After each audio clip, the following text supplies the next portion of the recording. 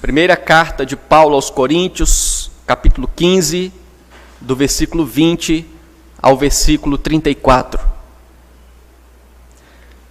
Mas, de fato, Cristo ressuscitou dentre os mortos, sendo ele as primícias dos que dormem. Visto que a morte veio por um homem, também por um homem veio a ressurreição dos mortos. Porque assim como em Adão todos morrem, assim também todos serão vivificados em Cristo, cada um, porém, por sua própria ordem. Cristo, as primícias, depois os que são de Cristo na sua vinda. E então virá o fim, quando ele entregar o reino ao Deus e Pai, quando houver destruído todo principado, bem como toda potestade e poder. Porque convém que ele reine, até que haja posto todos os inimigos debaixo dos pés. O último inimigo a ser destruído é a morte, porque todas as coisas sujeitou debaixo dos pés. E quando diz que todas as coisas lhe estão sujeitas, certamente inclui aquele que tudo lhe subordinou. Quando, porém, todas as coisas lhe estiverem sujeitas, então o próprio Filho também se sujeitará àquele que todas as coisas lhe sujeitou, para que Deus seja tudo em todos. De outra maneira, que farão os que se batizam por causa dos mortos? Se absolutamente os mortos não ressuscitam, por que se batizam por causa deles? E por que também nós nos expomos a perigos a toda hora? Dia após dia morro. Eu o protesto, irmãos, pela glória que tenho em vós outros, em Jesus Cristo, nosso Senhor. Se como homem lutei em Éfeso com feras, que me aproveita isso? Se os mortos não ressuscitam, comamos e bebamos, que amanhã morreremos. Não vos enganeis, as más conversações corrompem os bons costumes. Tornai-vos à sobriedade, como é justo, e não pequeis, porque alguns ainda não têm conhecimento de Deus. Isto digo para vergonha vossa. Oremos. Senhor, a Tua palavra está lida e nós pedimos que o Senhor nos dê entendimento, compreensão, e assim vivamos segundo o Teu querer. Nós te pedimos em nome de Jesus. Amém. Meus irmãos, neste capítulo 15 da primeira carta aos Coríntios, o apóstolo Paulo, como já pudemos refletir um pouco no domingo passado, ele instrui a igreja a respeito da doutrina da ressurreição do corpo. E como já vimos, a doutrina da ressurreição do corpo compreende que Cristo ressuscitou dentre os mortos e assim também todas as pessoas ressuscitarão no último dia. Esse é o resumo da doutrina da ressurreição dos mortos.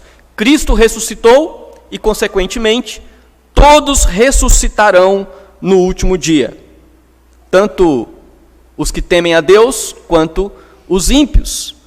Os que temem a Deus ressuscitarão para a vida eterna. Os ímpios ressuscitarão para a condenação eterna. Nos versículos 1 até o versículo 19 deste capítulo, nós já vimos que Paulo deixa claro duas verdades importantes. Primeira, que a ressurreição de Cristo é a base do Evangelho. Não existe evangelho da salvação sem a doutrina da ressurreição. Porque se não há ressurreição, então a pregação é vã, a fé é vã, tudo é vão. A ressurreição é a base do evangelho.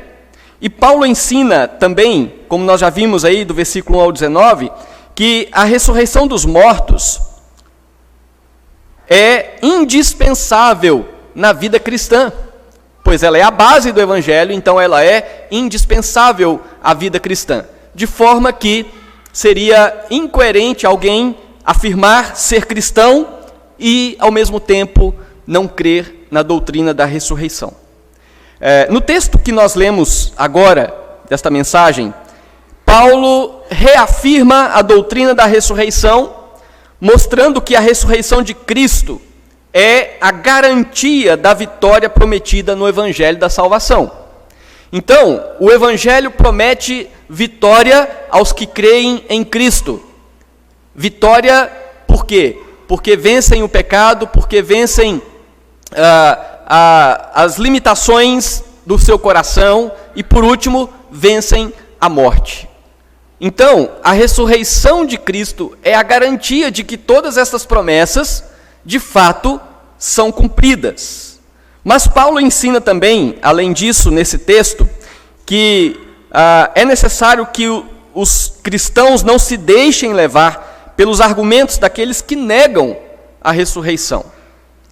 Muitas vezes, como era o caso ali da igreja de Corinto, como nos versículos anteriores, Paulo diz que alguns dentre aqueles que estavam naquela igreja estavam negando a doutrina da ressurreição. E Paulo agora exorta que os cristãos não devem se deixar levar por pessoas que negam a doutrina fundamental do Evangelho, que é a doutrina da ressurreição. Tendo isso em mente, nós podemos meditar no texto lido sobre alguns efeitos práticos da doutrina da ressurreição na vida do servo de Deus. Às vezes, então, nós falamos da ressurreição, mas o que isso tem de prático para a nossa vida cristã no dia a dia? Em que sentido a doutrina da ressurreição interfere na nossa vida, no nosso viver, na nossa esperança? É isso que nós queremos meditar, sobre estes efeitos práticos da doutrina da ressurreição na vida do servo de Deus. Então, um dos efeitos práticos que nós podemos perceber nesse texto a respeito da doutrina da ressurreição é que a ressurreição de Cristo, como nós já falamos, é a garantia da vitória prometida no Evangelho. Esse é um dos efeitos práticos dessa doutrina. Nós podemos entendê-la e podemos crer que a ressurreição de Cristo é a garantia de que toda promessa feita na palavra de Deus, de fato, se cumpre na vida do servo de Deus.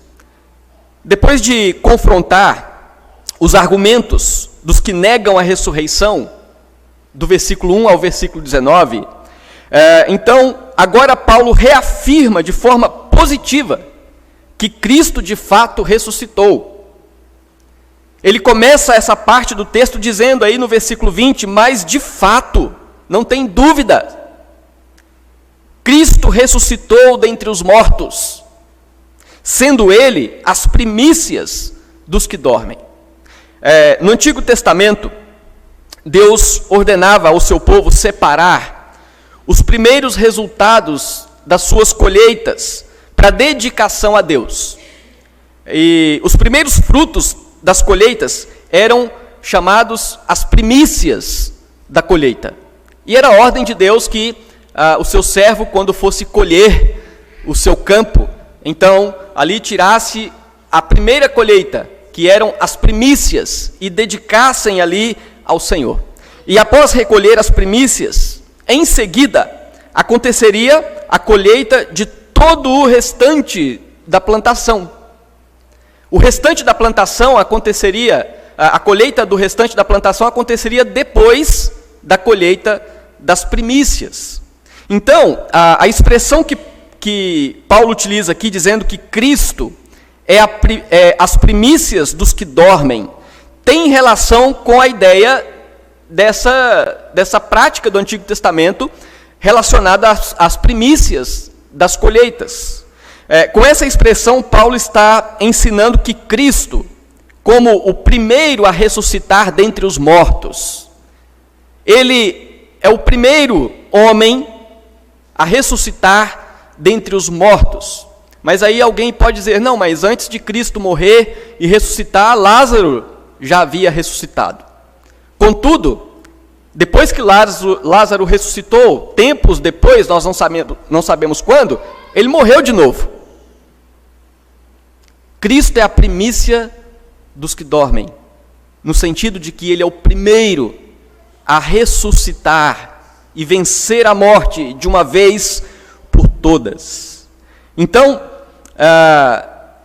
assim, tendo Cristo sendo o primeiro a ressuscitar, a primícia dos que dormem, ele abriu o caminho, ele é a garantia de que todos os mortos ressuscitarão.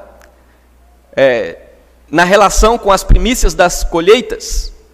Primeiro as primícias, depois o restante. Da mesma forma, primeiro Cristo, as primícias dos que dormem, ressuscitou, para que depois todos também ressuscitem. A ressurreição de Cristo é a garantia do cumprimento das promessas do Evangelho, conforme alguns argumentos que nós vemos a seguir no texto da palavra do Senhor. Primeiro, nós podemos entender que ele é a garantia do cumprimento das promessas, no sentido de que a ressurreição de Cristo é a garantia da libertação do cativeiro da morte. Adão, primeiro homem criado por Deus lá no Jardim do Éden, juntamente com a sua esposa, representando ali a humanidade que veio depois deles, por causa do seu pecado, encerrou a humanidade na condição de morte. Quando Adão pecou, o seu pecado então se tornou o pecado da humanidade. E como Deus havia dito para Adão que no dia em que eles comerem do fruto daquela árvore que Deus havia prometido, a sentença é: certamente morrerás.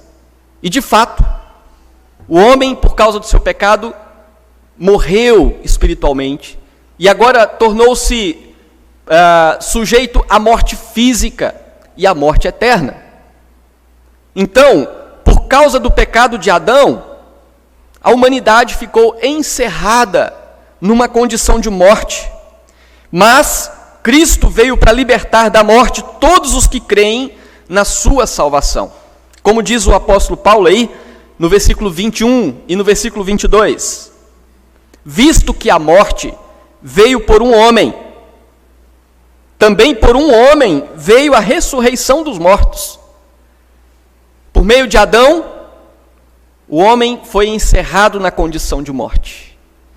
Mas por meio de Cristo, um homem que viveu e morreu e ressuscitou, por meio dele, então veio também a ressurreição dos mortos. E Paulo completa essa ideia, trazendo a mesma argumentação em outras palavras no versículo 22. Porque assim como em Adão todos morrem, assim também todos serão vivificados em Cristo. Vejam, irmãos, que a ressurreição de Cristo é a garantia do cumprimento das promessas do Evangelho. E uma das promessas é essa: a libertação do cativeiro da morte. Se em Adão todos morreram, em Cristo, aqueles que creem no seu nome têm vida, porque ele ressuscitou. Mas nós avançamos e vemos que existe um outro aspecto das promessas do Evangelho que são garantidas pelo fato de Cristo ter ressuscitado. Então, a ressurreição de Cristo também é a garantia da ressurreição final.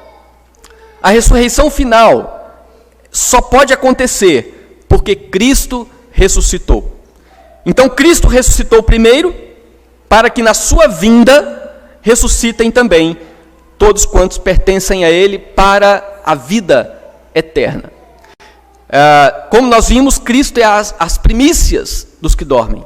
Primeiro, as primícias, e depois todo o restante.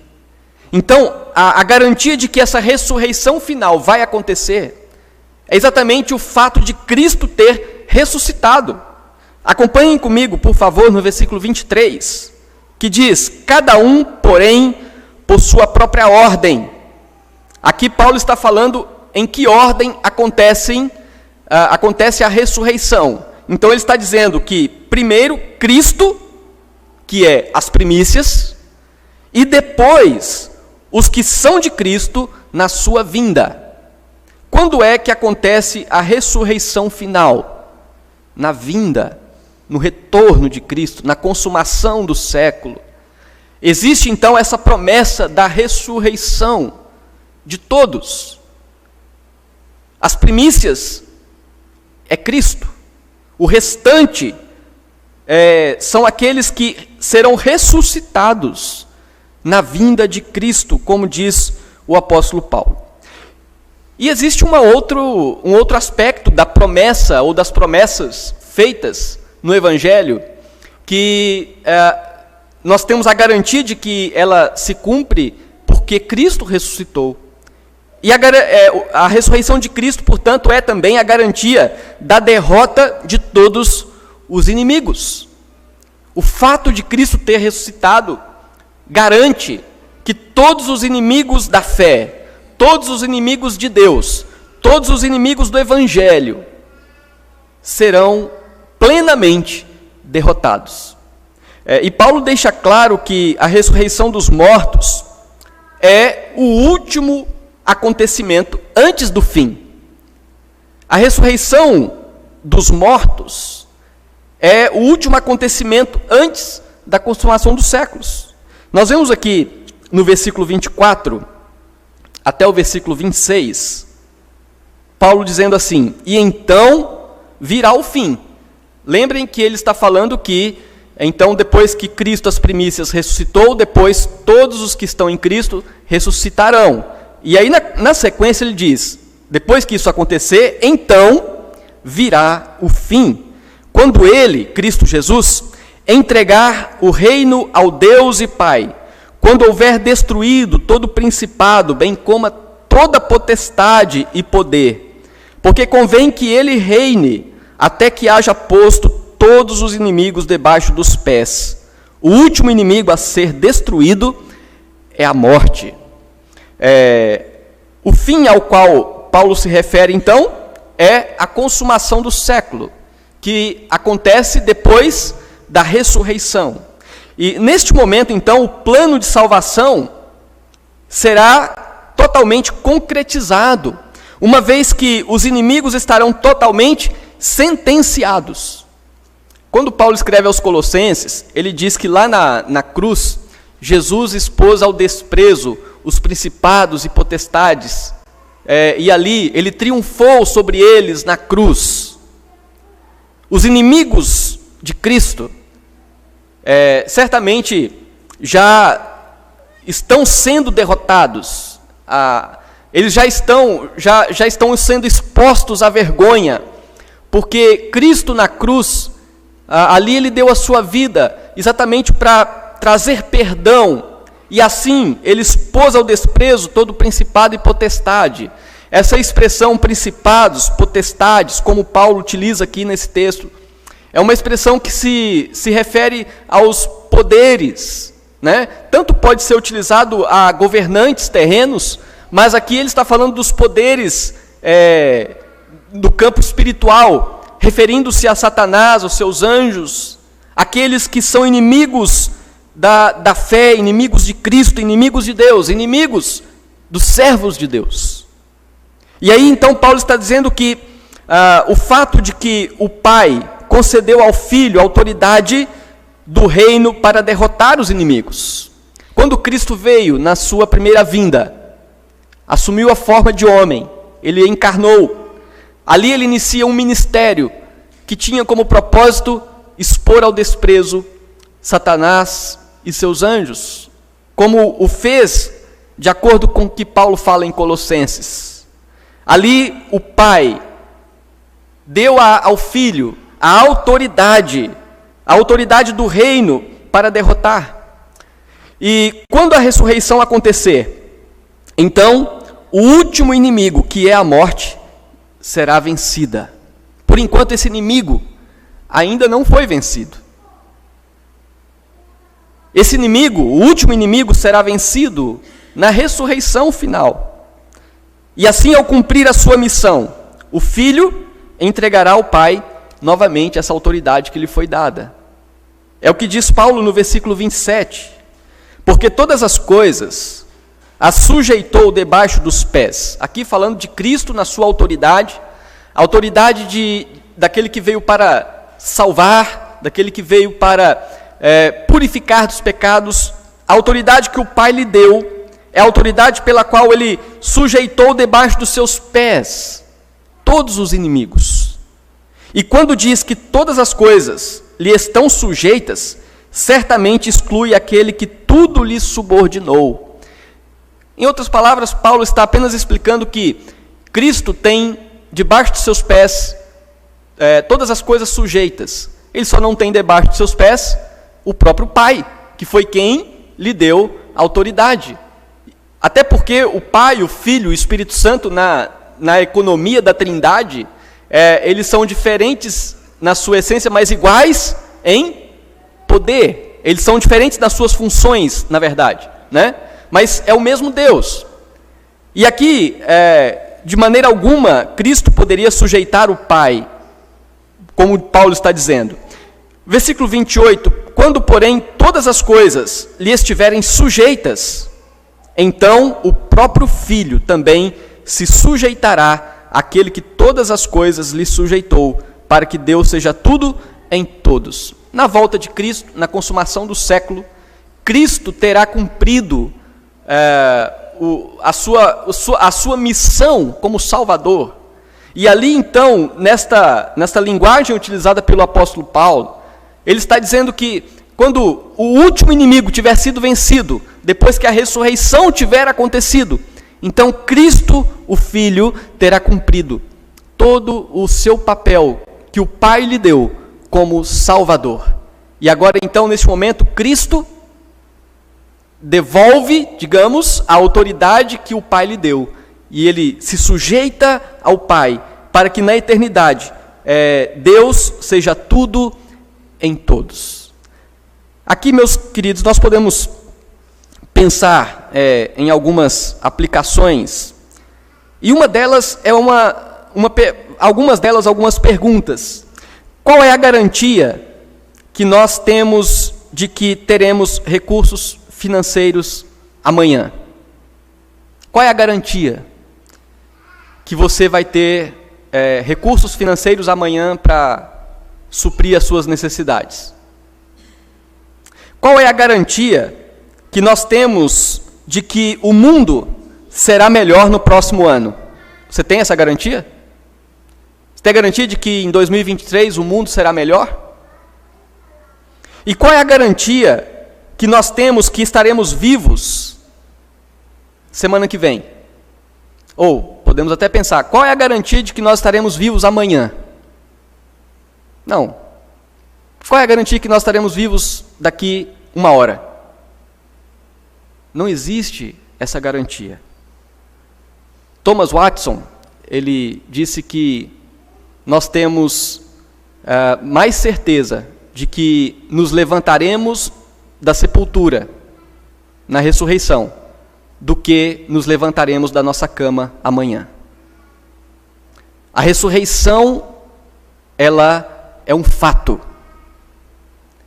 E a garantia de que ela vai acontecer é que Cristo ressuscitou.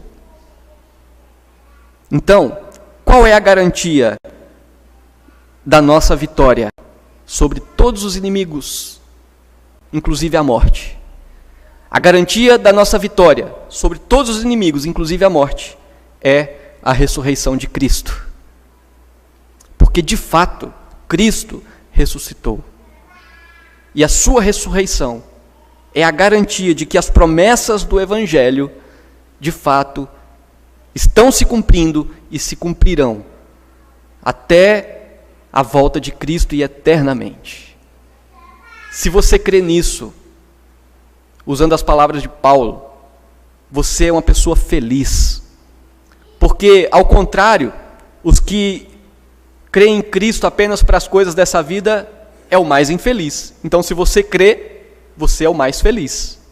Porque você crê na garantia que Cristo dá por meio da sua ressurreição.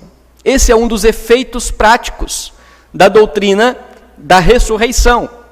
Mas, no texto, nós podemos pensar em um segundo efeito prático da doutrina da ressurreição. E o efeito é que a fé na ressurreição promove a esperança do cristão.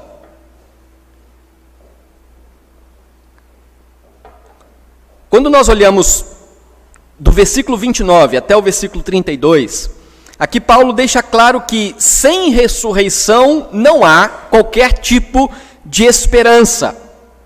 A vida se torna um fim em si mesma. Sem ressurreição, a vida não tem nada além do que aquilo que vivemos aqui. O versículo 29, que nós temos aí, fornece pelo menos duas formas de entendimento. Não é um versículo fácil para se ter uma conclusão do que Paulo de fato queria dizer, mas nós trazemos aqui pelo menos duas possibilidades. Diz o texto aí na nossa versão: doutra maneira, que farão os que se batizam por causa dos mortos? Se absolutamente os mortos não ressuscitam, por que se batizam por causa deles?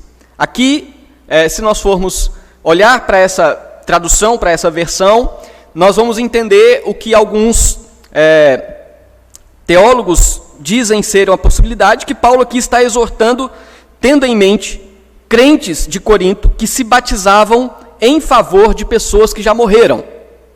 Então, essa é uma possibilidade, que entre os crentes de Corinto, algumas pessoas estavam tendo o entendimento errado a respeito disso, e então eles se batizavam em favor de pessoas que já morreram, que durante a vida não tiveram a oportunidade de se batizar. Essa é uma possibilidade de interpretação. A outra possibilidade, ela se fundamenta numa tradução que, ao invés de trazer se batizam por causa dos mortos, traz se batizam pelos mortos. Como a Nova Versão Internacional, versículo 9. Diz assim: se não há ressurreição, que farão aqueles que se batizam pelos mortos? Se absolutamente os mortos não ressuscitam, por que se batizam por eles? E aqui, a partir dessa versão, é possível ter um outro entendimento deste versículo. Paulo aqui, de acordo com essa interpretação, faz uso da expressão se deixaram batizar pelos mortos, como referência à morte pelo martírio. Quando nós olhamos, por exemplo, lá em Lucas, capítulo 12, versículo 50, diz assim: Jesus dizendo: tenho, porém, um batismo, com o qual hei de ser batizado, e quanto me angustio, até que o mesmo se realize. Jesus faz referência à sua morte, como sendo ali um batismo de sangue. Jesus se refere à sua morte como um batismo. Tenho, porém, um batismo com o qual hei de ser batizado. E aí um teólogo chamado Werner de Boer, ele diz que, por isto, a igreja antiga falou por longo tempo do batismo de sangue dos mártires. Nesse caso, o presente texto começa diretamente com a pergunta decisiva. Aí, a partir desse entendimento, a pergunta do versículo 29 seria entendida da seguinte forma: o que será do martírio se não houver ressurreição? Então aqui, o entendimento seria que o apóstolo Paulo está perguntando aos crentes de Corinto exatamente isso. Se não há ressurreição, qual o valor ou qual a esperança para aquele que sofre o martírio como servo de Deus? Para aquele que perde a sua vida, aquele que passa por esse batismo de sangue, seria essa ideia. Então, só para os irmãos entenderem que é um versículo que não tem um consenso no seu entendimento. Contudo, esse último entendimento a respeito da expressão do batismo pelos mortos, tendo o sentido de o batismo de sangue, ou uma referência ao martírio que os cristãos sofriam por causa do amor ao Evangelho, é um entendimento que, de certa forma, faz uma melhor conexão com a sequência do texto, quando Paulo fala dos perigos de morte aos quais ele se sujeitava. A prontidão de Paulo em enfrentar tais perigos só fazia sentido diante da confiança na ressurreição. Então, olhem o versículo 30, pensando nessa segunda possibilidade que nós vimos. Que sentido ou que esperança há para aquele que sofre o martírio por causa do Evangelho? E aí o versículo 30. E por que também nós nos expomos a perigos toda hora? Então, aparentemente, Paulo dá sequência à ideia de sofrer por causa do Evangelho, até mesmo a possibilidade de martírio. Quando Paulo pergunta: e por que também nós nos expomos a perigos a toda hora? Dia após dia morro. Paulo está dizendo, eu morro dia após dia, eu estou sujeito a perigos de morte. Eu protesto, irmãos, pela glória que tenho em vós, em Cristo Jesus, nosso Senhor. Essa expressão do apóstolo Paulo, eu o protesto pela glória que tenho em vós, é uma expressão pela qual Paulo está pedindo aos crentes de Corinto que confiem no que ele está falando. Paulo fala dos seus sofrimentos em Éfeso. Os crentes de Corinto não tinham acesso ao que Paulo estava passando em Éfeso, inclusive perigos de morte. Mas Paulo está dizendo, pela glória que eu tenho em vocês, creiam no que eu estou falando. De fato, eu estou passando perigos de morte. Eu passei perigos de morte em Éfeso. Então, no versículo 32, Paulo diz assim, se como homem lutei em Éfeso com feras, e feras aqui é a ideia de inimigos que agem como animais sedentos por derramar sangue. E Paulo está dizendo que lá em Éfeso ele lutou com feras. Que me aproveita isso? Se não há ressurreição, qual é o proveito de alguém sofrer pelo Evangelho, de alguém até mesmo entregar a sua vida como um mártir do Evangelho, se não há ressurreição? E aí então Paulo conclui o versículo 32, dizendo, se os mortos não ressuscitam, comamos e bebamos, que amanhã morreremos.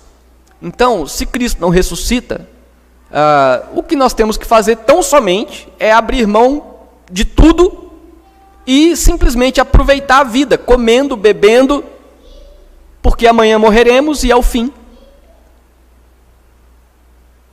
Se não há ressurreição dos mortos, então não há qualquer esperança. Todas as obras em favor do Evangelho não fazem nenhum sentido. Até mesmo o martírio por amor a Deus perde totalmente o seu sentido. Então, se a vida termina com a morte e não há ressurreição, o melhor é simplesmente aproveitar a vida. O melhor é simplesmente entregar-se a todos os prazeres, se não há ressurreição e se não há esperança. Porque, de fato, dentro dessa perspectiva, essas são as melhores coisas a fazer. E diante, meus irmãos, das considerações acima, Paulo exorta os crentes de Corinto a não se deixarem levar por aqueles que negam a ressurreição. Paulo os chama ao arrependimento, porque negar essa doutrina é negar a esperança do Evangelho. Vejam aí no versículo 33 e no versículo 34. Não vos enganeis, as más conversações corrompem os bons costumes.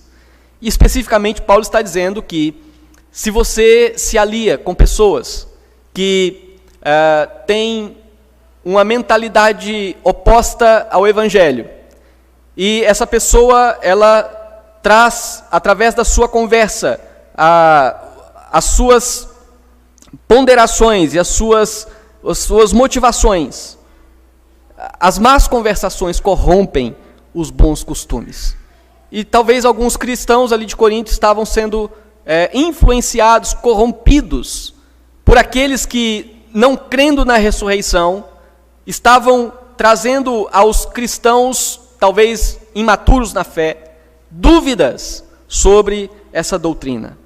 E aí Paulo exorta no versículo 34, tornai-vos à sobriedade, voltem para o lugar certo, saiam desta condição de alguém que está sendo enganado, que está sendo iludido por aqueles que negam a ressurreição. Voltem à sobriedade, como é justo, e não pequeis. Até porque negar uma doutrina básica do Evangelho é pecar contra Deus. Por isso Paulo diz, tornai-vos à sobriedade e não pequeis. Porque alguns ainda não têm conhecimento de Deus. Isto digo para vergonha vossa. Alguns deles estavam vivendo uma vida imatura, sendo levados por falsos ensinamentos, por falta de conhecimento de Deus, e isso era vergonha para eles. Porque um cristão precisa conhecer a Deus, precisa alimentar-se da palavra ao ponto de conhecer a doutrina da palavra do Senhor. E para vergonha daqueles que, sendo ou dizendo-se cristãos, não conheciam a Deus, Paulo os exorta a voltarem à sobriedade e crerem na doutrina da ressurreição. Meus irmãos, nós geralmente buscamos esperança e sentido para a vida em coisas desta vida. Logicamente que as coisas desta vida servem para nos suprir as necessidades, somente daquilo que é necessário para a vida na terra. Mas a esperança que pode inundar o nosso coração de um sentido que vai além das realizações desta vida terrena é, de fato, a convicção de que a morte não é o fim. Se alguém quer sentir no seu coração uma esperança que transcende a vida terrena, precisa crer que a morte não é o fim e que a vida está em Cristo, porque Ele ressuscitou. Quando nós passamos a ter essa certeza de que a vida não é o fim e que existe algo além desta vida na terra, e nós passamos a crer em Cristo, então nós nos tornamos pessoas com uma esperança verdadeira. A fé na ressurreição promove essa esperança. Este é o segundo efeito prático da doutrina da ressurreição. A fé na ressurreição promove uma esperança. Todos que estão firmados em Cristo confiam na sua ressurreição e aguardam a ressurreição no último dia. Certamente, estes têm seus corações cheios da verdadeira esperança. Portanto, nós vimos aqui nesse texto que Paulo apresenta dois efeitos práticos da doutrina da ressurreição. Primeiro, é que a ressurreição de Cristo garante o cumprimento de todas as promessas do Evangelho. Nós temos certeza que o que Cristo nos promete no seu Evangelho, o que Deus nos promete no Evangelho, já estão sendo cumpridos e cumprirá até o fim, quando o último inimigo for derrotado, a morte. E a garantia do cumprimento dessas promessas é o fato de que Cristo ressuscitou. O segundo efeito prático dessa doutrina, como nós vimos aqui, é que a fé na doutrina da ressurreição é o motivo da nossa verdadeira esperança. Só pode ter esperança verdadeira aquele que crê na vida em Cristo, e crê na ressurreição, e crê que existe uma eternidade além desta vida terrena. Então, que nesta noite nosso coração seja fortalecido, que tenhamos a nossa fé ainda mais confirmada, ainda mais alicerçada, que tenhamos a nossa fé alimentada por esta doutrina maravilhosa, que é a doutrina da ressurreição. E que vivamos nesta esperança, que vivamos nesta certeza, que vivamos olhando para este dia, e assim glorifiquemos a Deus. Se porventura você tem vivido a sua vida com seus olhos apenas nas coisas desta vida, se você tem vivido a sua vida apenas pensando nas coisas que esta vida proporciona e não tem pensado nesta eternidade, é necessário que você creia em Cristo como Senhor e Salvador, e creia na sua ressurreição, e creia na ressurreição do último dia. E assim então você vai perceber que você pode ser uma pessoa feliz de fato, uma pessoa com o coração plenamente alimentado por aquilo que satisfaz a sua maior necessidade. Que Deus nos abençoe e que a nossa vida seja enriquecida diante do Senhor para a glória dele.